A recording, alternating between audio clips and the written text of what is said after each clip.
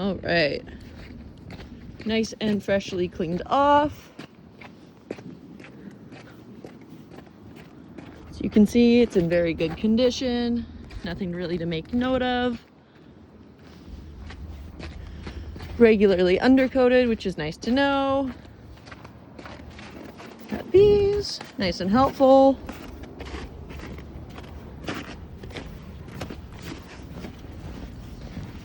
And then this is the back. You got the hitch on there.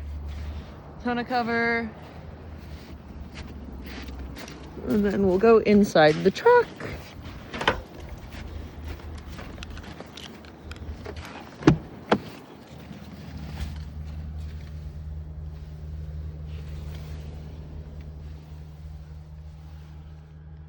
Good amount of space in the back.